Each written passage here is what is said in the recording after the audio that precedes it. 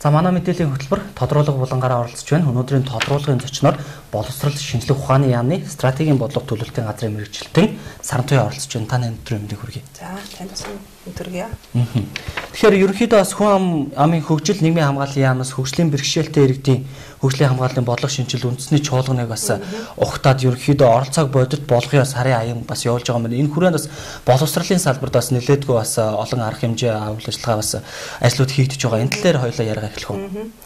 Тийм, хүн амын хөгжлийн хамгааллын яамнаас энэ оны 5 сарын 3-нд одоо хөгжлийн бэрхшээлтэй иргэдийн бодлого шинжилсэн систем чуулган улсын хэмжээнд зохион байгуулагдана л да. Энэ чуулганыг өгсөн сарын 20 даяар өрнөж байгаагийн боловсролын салбарт гарах хэмжээнүүд бол цуврал байдлаар ингээд зохион байгуулагдаад явж байгаа юм.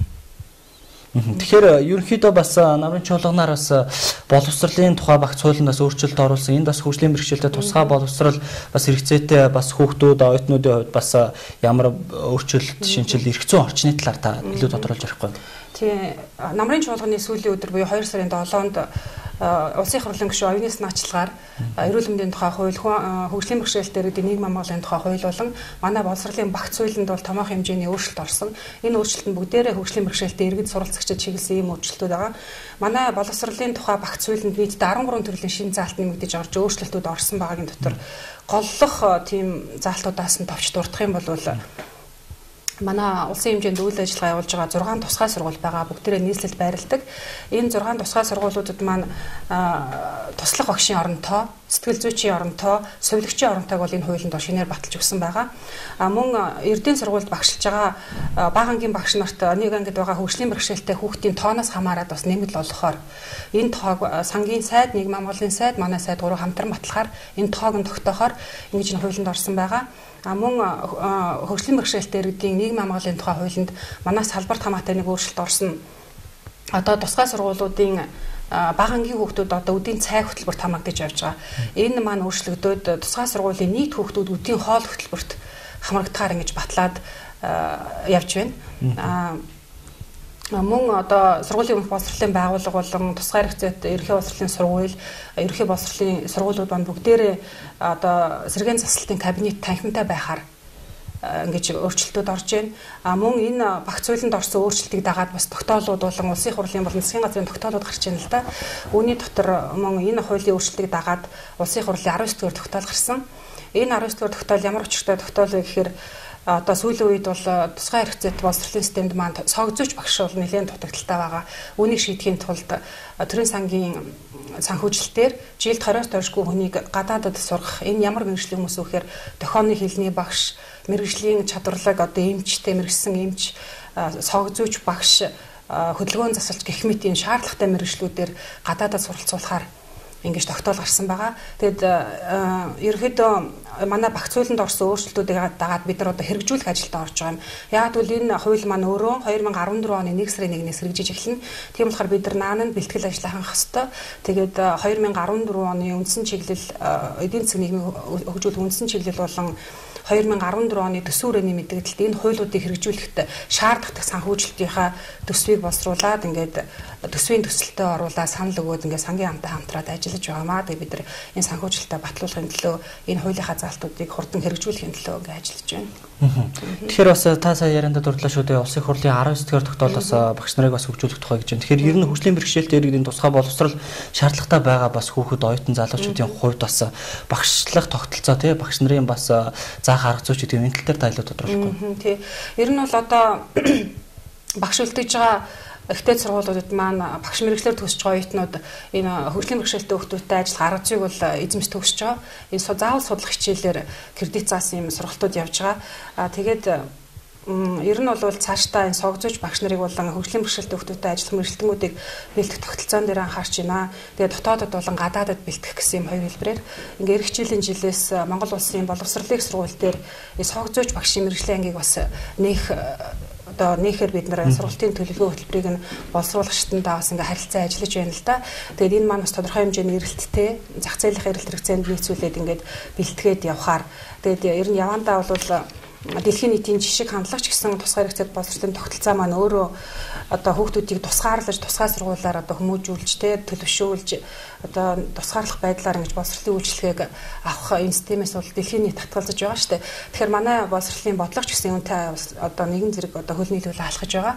Энийн юу гэсэн үг вэ гэхээр саяны хуулинд орсон өөрчлөлтөнд одоо 0-аас 16 насны хүүхдийн онцлогооны асуудал хөгжлийн бэрхшээлтэй хүүхдийн онцлогооны асуудал бол одоо системийн хувьд байгаагүй л насанд хүрсэн хүмүүсийн хөдөлмөр магадлалын комисс гэж улс дээр ажилладаг Тэгэхээр энэ маань одоо саяны хуулиар нийгмийн хамгаалал, боловсрол, эрүүл мэндийн комисс гэсэн юм комисс бол байгуулагдаад хүүхдүүдийг онцлох тэгээд тэд ганцаарчсан хөгжлийнх нь хөтөлбөрийг боловсруулдаг аль хүүхэд нь үнэхээр хүнд хэлбэрийн хвээ тусгай хэрэгцээд боловсралтай тусгай сургуулиар боловсрол эзэмшүү эрдэнэ сургуульд одоо ингээд суралцаад төлөвшөөд нийгэмшээд боловсролын үйлчлэг аваад явах боломжтойг нь тогтооно.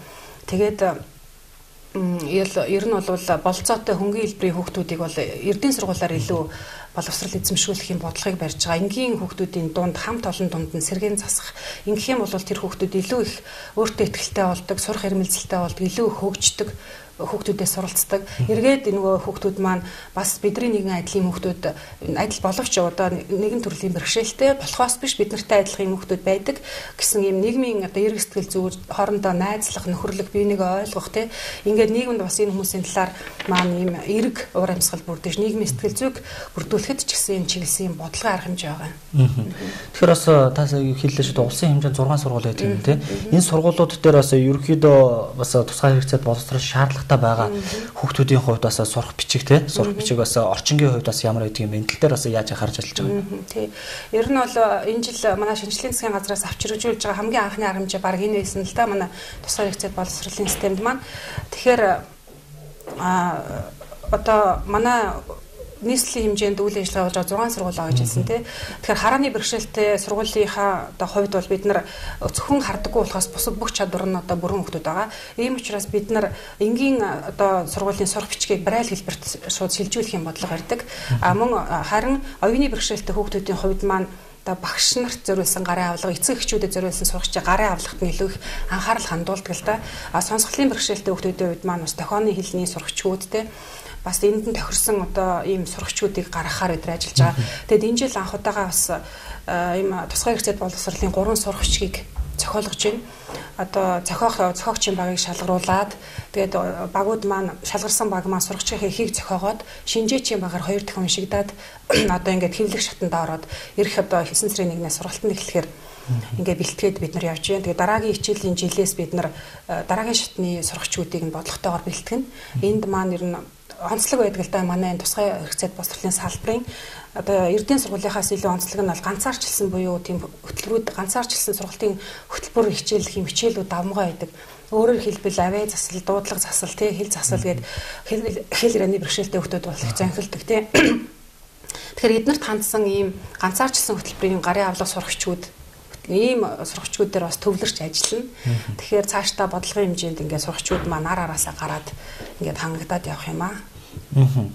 Тэгэхээр ерөнхийдөө бас сурах бичгүүдийг ерөнхийдөө бас ингээд өгнө гэж байна. Тэгэхээр энэ сурах бичиг ч юм уу бас сурах орчны талаарх бас санхүүгийн асуудлаас яаж шийдэгдэх юм бэ? Тий. Ер нь бол бид нар шаардлагатай тийм тоног төхөөрөмж одоо хөгжлийн бэрхшээлтэй хүүхдэд сурах орчин бүрдүүлэхэд шаардлагатай тоног төхөөрөмжтэй хөгжлийн бэрхшээлийг хөнгөвчлөх, дэмжих хэрэгсэл энэ бүх энэ судалгааг бол энэ сургуулиудаас аваад нэгтгээд ингээд ажиллаж байна. Энэ дээрээ төвлөрүүлээд бид нар яг энэ тоног төхөөрөмжийнхаа талын төлөвлөлтийг хийгээ явдаг л да. Тэгээд ер нь бол манай энэ тусгай сургуулиуд маань бол хувьсах зардлаар санхүүжиж явдаг. Тэгээд 2012 оны засгийн газрын 185 дахь тогтоол гарсан.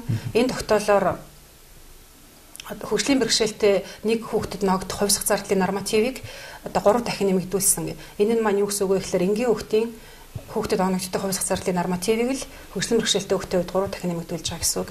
Тэгэхээр энэ маань итгэл зүйр 107 гэж явдаг. Тэ 107 багшийн цалингийн итгэл зүйр нь бол 1.3 буюу энгийн сургуулийн багшаас 30% илүү нэмэгдэл цалин авч явдаг манай тусгай сургуулийн багш нар.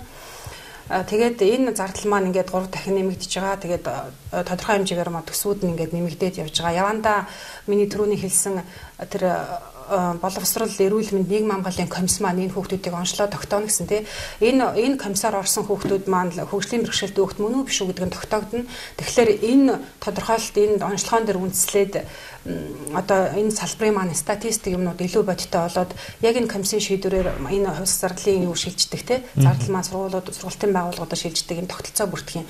Яг одоо байгаа статистик тоогоор энэ хувьс зардал бас нэмэгдэж орно гэдэг бол өрөөсгөл ойлголттой. Яг энэ комиссийн ажиллах хүрээнд энэ бол илүү тодорхой болох юм. За тэгэхээр бас нэг алтан бус тоо гэдэг юм байна л дээ. Сургууль хүүхдийн 40 орчим хувь нь одоо цэцэрлэг сургуульд сурж байгаа хөгжлийн бэрхшээлээр тэгжсэн ингээ нас ахиад дунд сургууль ахлах ангид ороод оюутан болоод ирэхээр энэ тоос ингээд шат буураад байна гэсэн энэ тал дээр. Тий. Ер нь бол манай тусгай хэрэгцээт боловсролын байгууллагын гол маас нь бол ерөнхий боловсролын сургуульд байгаа л да. Одоо улсын хэмжээнд нийслэл гэхэд 2 тусгай цэцэрлэг ажиллаж байна. Тэгээд энгийн цэцэрлэгүүдэд бас хөгжлийн бэрхшээлтэй хүүхдүүдийн бүлгүүд, ерөнхий боловсролт бас энэ хамаатай хөдөө орон нутгуудын бүлгүүд ажилладаг. Тэгээд ер нь бол ерөнхий боловсролын сургуульд хамгийн их маас эзлээд тэгээд оюутан болж эзэж байгаа хүүхдүүдийн тоо маань буурдаг л да. Ерөнхийдөө энэ хараалын сонсголын бэрхшээлтэй 116 болон 29 дугаар сургууль төгсөгчд маань нэлээд бас амжилттай ингээд ихтэй сургуулиудад оюутан болдог. Оюуны хөгжлийн бэрхшээлтэй сургуулиудаас маань бас тэр болгон оюутан болж ирсэн хүмүүсийн хүүхдүүдийн тоо бас хязгаарлагдмал байдаг. Тэгээ манай яамны зүгээс бас ийм хөгжлийн бэрхшээлтэй оюутнуудын хатлаар бас арга хэмжээ авч ажиллан цаашдаа одоо энэний хүрээнд бол одоо ер нь бол нийт Монгол улсын хэмжээнд байгаа оюутны тий 3% нь хөгжлийн бэрхшээлтэй гэсэн юм албан бус статистик байдаг. Одоо албан байдлаар одоо хөгжлийн бэрхшээлтэй оюутнуудынхаа статистикийг авдаг болно. Мөн энэ оюутнуудынхаа сурах орчин, мөн ялгаагүй сурах хичээл техник хэрэгсэл сургууль болгонд тийм хөгжлийн төвтэй болохыг бид нар бас зорж байгаа. Тэгээд эхний ээлжинд шинжилгээний технологийн сургууль, Монгол улсын их сургууль гэдэг энэ төвлөрсөн том одоо улсын их сургуультай эхлээд юм оюутны юм хөгжлийн төвийг байгуулахаар бид нар бас одоо төлөвлөсөн зүйлүүд бас байгаа. За баярлалаа. Тэгэхээр манай өнөөдрийн тодруулга болон боловсрол шинжилгээ ухааны яамны за стратеги бодлого төлөвлөлтийн мэрэгжилтэн саран туяа оролцож байна. Тэгэхээр бас хөгжлийн бэрхшээлтэй хүүхдүүдэр тусам оюутнууд гээд боловсролын асуудал дээр нэлээд бас боловсрол шинжилгээ ухааны яам болон засгийн газраас бас анхаарлаа хандуулж ажиллаа. 2014 он гэхэд ерөнхийдөө бас энэ ажиллагаа бас чиглээд ирнэ гэж байна. Тэгэхээр танд бас энэ асуудал дээр бас нэмж хэлэх бас зүйл байна уу? Тийм. Ер нь бол энэ Райл телевиз маань хөдөө орон нутагт засагдж байгаа тийм. Тэгэхээр би хөдөө орон нутагт байгаа ийм хөгжлийн бэрхшээлтэй иргэдийн холбоотууд бас зөндөө байдаг. Эдгээртэй хандаад, хөгжлийн бэрхшээлтэй эцэг эхчүүдтэй хандаад бас нэг зүйлийг хэлмээр байна л да. Одоо улсын хэмжээнд үйл ажиллагаа явуулж байгаа 116 болон сонсголын бэрхшээлтэй 29 дугаар сургуулийн маань хувьд бол одоо эсэгчдийн тоо төдийлөн хангалттай биш байгаа. Өөрөөр хэлбэл одоо өөрийн хичээлийн байр, багшлах болсон хүчний хангамжийн одоо 50%-ийг л ашиглаж байна л да. Тэгэхээр өөрөөр хэлбэл 500 хүүхдийн багтаамжтай сургалтын байранда 300, 200 хүүхдтэй хичээлж байгаа юм нэг ээлжир хичээлдэг. Тэгээ энэ хоёр сургууль маань улсын хэмжээнд үйл ажиллагаа явуулдаг. Дээрээс нь дотор байртай ийм орчин бүрдсэн сургуулиуд байгаа. Тэг харьцангуй. Тэгэхээр хөдөө орон нутагт маань ажиллаж амьдарч байгаа юм эцэг эхчүүд маань төдийлөн бас энэ мэдээлэл хүрээгүй байдаг. Тэгэхээр бас ийм орчин бүрдсэн сургуульд дотор байртай юм сургуульд бас хүүхдээ илгээж хэрэг боломжтой бол илгээгээд ингээд суралцуулах бас боломж байгаа шүү гэдгийг бас энэ давхар мэдээллийн чанартай хэлхийг хүсэж байна. За баярлалаа. Тэгэхээр тодруулах болгон эцэс бас ерөнхийдөө бас оролцоог бодит тоолохын аяны хүрээнд бас боловсролын салбарт бас цааш юу хийгдэх бас ямар арга хэмжээ байна вэ? Байгаа юу? Тийм оролцоог бодит тоолохын сарын аяны хүрээнд бол манай салбарт төлөвлөгдсөн нэлээд их асуудал байгаа нь бол хийгдээд баг дундаа ороод явж байна л да. Тэгээд дараагийн төлөвлөсөн өнөөдрийнхээс ингээд дараагийн төлөвлөсөн ажил бол одоо хөгжлийн бэрхшээлтэй иргэдийнхээ асуудал харах эрдэм шинжилгээний баг хурлыг зохион байгуулна. Энд маань төрийн болон төрийн бус байгууллагуудын төлөөлөл оролцсон энэ мөргийн хэмжээний эрдэм шинжилгээний хурал болно гэж бид нар найдаж байгаа.